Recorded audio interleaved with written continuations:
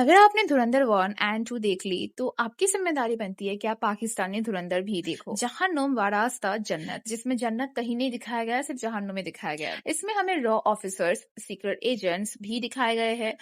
और तो और जो दिल्ली में नहीं है वो भी दिखाया गया है, जैसे कि समुंदर। अब दिल्ली वाले खुद शौक थे कि दिल्ली में समुंदर कब आया, और ये ब्रिजेस वगैरह ये सब कहाँ है दिल्ली में। बाकी चीजों का मैं बाद में बात करेंगे। पर भाई हमारे कंट्री में तो जियोग्राफी में दूसरे कंट्रीज की भी सी या ओशन के बारे में बताया जाता है। इनके स्क्रिप्ट राइटर से गूगल सर्च नहीं हो पाया। इनको लगा दिल्ली कैपिटल है तो सब कुछ दिल्ली में ही होगा, तो चले गए यूट्यूब से इंडिया के फ्री क्लिप्स डाउनलोड करने और उन्हीं को अपने ड्रामा में लगाने लगे। बजट इशू तो बहुत ज्यादा है, वो तो आपको क्लियरली ड्रामा में दिख ही जाएगा।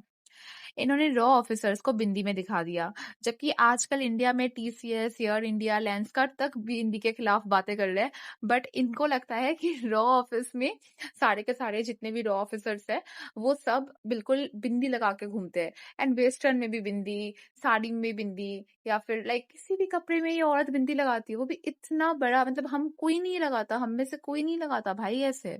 इन्होंने हेड ऑफिस में अखंड भारत की पिक्चर दिखा दी, क्योंकि इनको लगता होगा कि हम भी इनकी तरह डिल्यूशनल है, कि जो चीज हमारे पास अभी फिलहाल नहीं है हम उसकी फोटो लेके घूमते हैं, जैसे कि ये लोग। सो बेसिकली इस ड्रामा में अब तक 4 एपिसोड्स आए हैं, और मैं स्टोरी बता रही हूँ इन ब्रीफ। इसमें पाकिस्तान का सीन दिखाया गया है, जहां वहां की जनता पाकिस्तान को सोशल मीडिया में ट्रोल कर रही है, पाकिस्तान के मीम्स बन रहे हैं, वहाँ का इंफ्रास्ट्रक्चर सही नहीं है, वहाँ अनएम्प्लॉयमेंट बहुत ज़्यादा बढ़ चुका है, वहाँ आए दिन दंगे होते हैं, दूसरे देशों से नहीं बन रही, कर्जा बहुत है, बलूचिस्तान इनसे अलग हो रहा है, पॉलिटिकल इंस्टेबिलिटी भयंकर लेवल में है, कोई प्राइम मिनिस्टर 5 साल कंप्लीट नहीं कर पाता। एंड इन सबके पीछे गेस व्हाट, कौन है? कौन है इन सबके पीछे? कौन है? इंडिया। तो इंडिया का हाथ है इन सबके पीछे। भारत सरकार हमसे पूछती है कि इतना रुपया खर्च करने के बावजूद पाकिस्तान अभी तक इतना मजबूत क्यों खड़ा है। देखिए, पॉलिटिकल इंस्टेबिलिटी तो क्रिएट कर दी है हमने वहाँ, लेकिन सोशल मीडिया पे पाकिस्तान का दिवालिया कर दो। वो तो हम करते ही रहते हैं। क्योंकि इस ड्रामा में ऐसा दिखाते हैं कि ये जो हेड ऑफिस में जो 2 लोग हैं, प्रीतम एंड गोपी, ये दोनों हमेशा बैठ के बातें करते हैं कि इंडियन गवर्नमेंट हमें पैसा दे रही है ताकि हम पाकिस्तान में ये प्रॉब्लम कर सके, वो प्रॉब्लम कर सके। एंड तो इंडियन गवर्नमेंट को 24/7 एक ही काम है, सारा पैसा उठा के रॉ ऑफिसर्स को दे देना और उनसे पाकिस्तान में जाके टाइम पास करवाना, कि पाकिस्तान में ये खराब कर दो, पाकिस्तान में वो खराब कर दो। और रात को रॉ ऑफिसर्स के पास कोई काम नहीं होता, इसलिए वो आपस में डिनर करते हैं, और डिनर करते करते भी वो यही बातें करते हैं कि पाकिस्तान में क्या हो रहा है। और जैसे वो धुरंधर में एक सीन दिखाया था जहाँ पे सारे वो लोग बैठ कर देख रहे थे कि 26/11 का अटैक हुआ था, राइट, और फिर वो लोग वहां पे बहुत खुश हो रहे थे।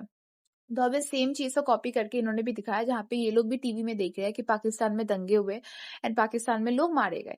तो इसको देख के वो लोग बहुत खुश हो रहे हैं कि वाओ, हम तो जीत गए, हमें और भी ऐसे काम करने हैं, पाकिस्तान को ऐसे पूरा खत्म कर देना है। लेकिन धुरंधर में तो शायद एक रिकॉर्डिंग भी सुनाई गई थी, लेकिन इस ड्रामा में रिकॉर्डिंग नहीं सुनाया गया, शायद स्टोरेज की कमी होगी। और बाकी ये औरत भाई, ये औरत जब जब नजर आती है तब तब मुझे हंसी आती है कि इतनी बड़ी बिंदी लगा के क्यों घूम रही है। ये रॉ ऑफिसर का पार्ट कर रही है या फिर किसी सासू माँ का? क्योंकि जहां मुझे याद है अभी तो जो टीवी सीरियल में सास को दिखाया जाता है वो काफी मॉडर्न होती है, जबकि 2010 के पहले जो सीरियल्स आते थे उनमें इतनी बड़ी बड़ी बिंदी सास पहना करती थी। अभी के तो अगर आप सीरियल के सासू माँ को भी देखोगे, चाहे वो कितनी भी एरोगेंट हो, कितनी भी बदतमीज हो, कितनी भी टॉक्सिक हो, फिर भी वो छोटी बिंदी ही पहनती है। बट पहले के दिनों के सास से कॉपी कर लिया होगा ये सीन। मिलिए प्रीतम से, भाई इन्होंने नाम का स्पेलिंग भी अपने एक्सेंट में लिखा है। सोचो पूरे इंडिया में प्रीतम कौन लिखता होगा? कोई नहीं। और उधर धुरंधर ने इनकी पूरी की पूरी सिटी रिक्रिएट कर दी, एक एक चीज उन्होंने रियल दिखाया। अगर उन्हें एक साइन बोर्ड भी दिखाया ना, उसमें भी इंग्लिश प्लस उर्दू दिखाया। और इनसे, इनका बजट इतना कम है, इनका रिसर्च इतना कम है कि इनसे एक नाम की स्पेलिंग सही से नहीं लिखी जा रही। स्पेलिंग से याद आया, इन्होंने बहुत कोशिश की कि ये लोग ना इंडियन दिखे, हमारे रियल लाइफ में इतना उर्दू कहाँ बोलते हैं, बट फिर इनको तो दिखाना था ना कि ये इंडियन है, तो इसलिए उर्दू के साथ इन्होंने थोड़ा बहुत इंडियन वर्ड्स भी यूज किए, हिंदी वर्ड्स यूज किए। हिंदी में भी वो हिंदी जो इंडिया में कोई यूज नहीं करता। असंभव भाई। इतना उर्दू बोल ही दिया था, तो नामुमकिन भी बोल ही देते। हम नामुमकिन ज़्यादा बोलते हैं। मुझे नहीं समझ आ रहा कि हम में से आज तक किसी ने असंभव बोला होगा कि नहीं, आपके आशीर्वाद के बिना ये असंभव था।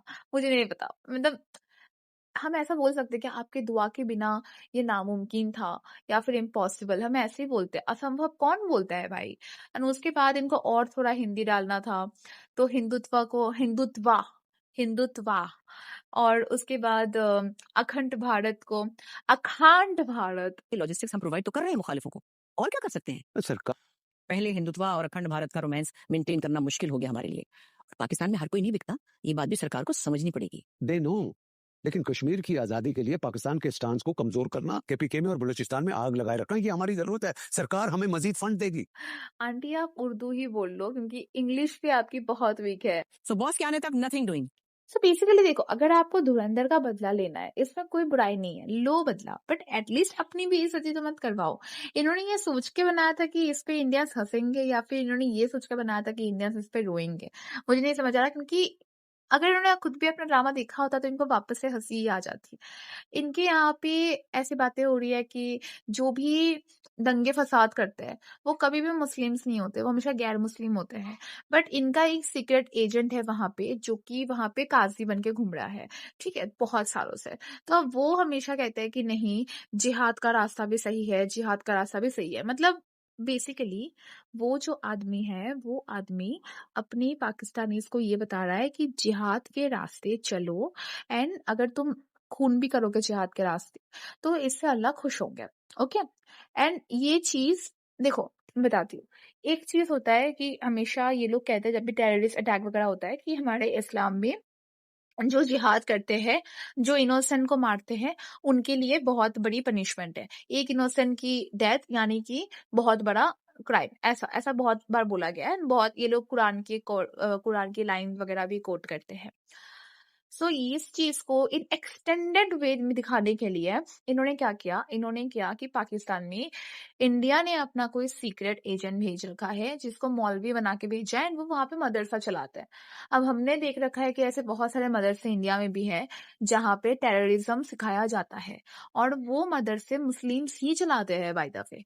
लेकिन इन्होंने ऐसा दिखाया कि पाकिस्तान में वो जैसे भी जितने भी ऐसे मदरसे हैं जो इस्लाम में जिहाद को इंट्रोड्यूस करते हैं, मुस्लिम बच्चों को जिहाद के बारे में सिखाते हैं, वो एक्चुअल में इंडियन एजेंट्स है जो जाके वहां के जनता के मन में इस्लाम के खिलाफ जहर उगल रहे हैं, और वो ऐसे काम करने पे उन्हें मजबूर कर रहे हैं जो इस्लाम में कहीं नहीं लिखा है। यानी कि जब भी जिहाद होता है वो नॉन मुस्लिम ही करते हैं, और अगर बाई चांस कोई मुस्लिम आपको जिहाद करते हुए दिख भी जाए तो वो भी इसलिए क्योंकि नॉन मुस्लिम इंडियन जो है वही वहां जाके सीक्रेट एजेंट बनके मुस्लिम मौलवी बनके बच्चों को ये सिखा रहा है। मतलब इसके पीछे भी इंडिया ही रीजन है। मैंने कहा ना, बेसिकली इनके देश में जितने भी प्रॉब्लम्स है, इन्होंने सारे प्रॉब्लम्स लिस्ट आउट किए और उन सबके नीचे लिख दिया वजह इंडिया। तो इन्होंने लेजिट भाई लेजिट, इन्होंने सोशल मीडिया से लेके पॉलिटिकल इंस्टेबिलिटी से लेके प्राइम मिनिस्टर के इशू से लेके जिहाद से लेके एजुकेशन को लेके अनएम्प्लॉयमेंट को लेके, या फिर अगर पाकिस्तानी सेना को क्रिटिसाइज करना हो गया वो, या फिर जितनी भी प्रॉब्लम्स है पाकिस्तान में, उन्होंने कहा सबके पीछे इंडिया है। और इंडिया के जो रॉ ऑफिसर्स है वो वहां पे सीक्रेट एजेंट्स भेज के वहां पे लोगों को खरीद के ये सारा काम करवा रहे हैं। मतलब इतना फनी है ना, कोई इन्होंने कोई तो इनकी इतनी घटिया एक्टिंग, ऊपर से इनका बजट इशू जो कि आपको हर वक्त ड्रामा में दिखेगा। मुश्किल से 2-3 सेट ही बनाया इन्होंने, उसी में इन्होंने पूरा ड्रामा खत्म कर दिया। और उसके बाद इनके अजीब से डायलॉग्स, उसके बाद अजीब सी हिंदी बोलने की आदत, और धुरंधर को इन एक्सेसिव वे कॉपी करने की आदत। जैसे मैंने कहा ना, वो टीवी देखने वाला सीन, एंड उसके बाद ऐसे काफी सारे सीन उन्होंने धुरंधर से कॉपी किया है, बट रिवर्स कर दिया है उसको, कि उसमें दिखाया गया था पाकिस्तानी स्पीच है एंड इसमें जो इंडियन स्पीच है। अब बात कर लेते हैं क्या ये एक्चुअल में धुरंधर की पाकिस्तानी वर्जन है या नहीं। धुरंधर मूवी आप किसने अच्छे से देखी है, पार्ट 1 पार्ट 2, तो कहीं भी वहां पे इस्लाम या फिर पाकिस्तान के अगेंस्ट कुछ नहीं बताया गया है। अब बहुत लोग मुझे कहेंगे कि क्या बात कर रहे हो, धुरंधर तो पाकिस्तान के अगेंस्ट ही है। नहीं, धुरंधर पाकिस्तान के अगेंस्ट नहीं है। धुरंधर में एक भी बार पाकिस्तानी इसको बुरा नहीं बोला गया है। धुरंधर पाकिस्तानी टेररिस्ट के खिलाफ है, जो वहां पे टेररिस्ट रहते हैं, जो इंडिया को नुकसान पहुंचाते हैं, दूसरे देशों में जिहाद करते हैं या फिर टेररिज्म करते हैं। धुरंधर उनके अगेंस्ट है, ना कि पाकिस्तान पाकिस्तान के अगेंस्ट है कि येलिना भी तो पाकिस्तानी थी ना। धुरंधर में एटलीस्ट हमजा को तो यही पता था, बट उसने तो कभी उसके खिलाफ कुछ नहीं बोला। या फिर ऐसे बहुत सारे कैरेक्टर्स है जिनके खिलाफ हमजा ने कभी कुछ नहीं किया, और ना ही हमजा को कुछ करना था उनके खिलाफ। तो धुरंधर मूवी पाकिस्तानी के खिलाफ नहीं है, और ना ही धुरंधर मूवी हिंदू के खिलाफ है। धुरंधर मूवी पाकिस्तानी टेररिस्ट के खिलाफ है।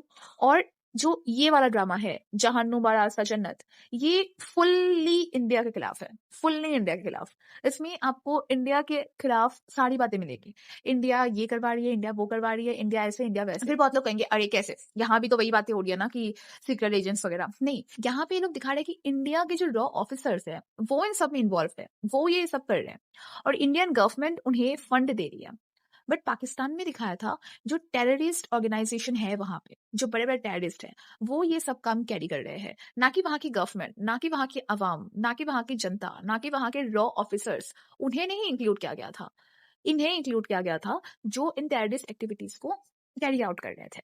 तो मतलब उसमें देश को इन्वॉल्व नहीं किया गया था, बट इसमें कंप्लीटली इंडिया को इंक्लूड करके ही ये ड्रामा बनाया गया है। एंड मुझे ऑनेस्टली इनसे कोई एक्सपेक्टेशन है भी नहीं, क्योंकि ये लोग जब भी कुछ करते हैं ये लोग इंडिया को बुरा ही कहते हैं। इंडिया बुरा है, इंडिया ऐसा है, इंडिया वैसा है। इनके लाइफ में जो भी गलत हो रहा है उन सब की वजह इंडिया है। इन 1947 में पार्टीशन हुआ था, आज तक ये लोग जो जो नहीं कर पाए, इनके देश में जिन जिन चीजों की कमी रह गई, उन सबके पीछे रीजन इंडिया है। जबकि इंडिया ने अपना आधा पार्ट उठा के पाकिस्तान को दे दिया था।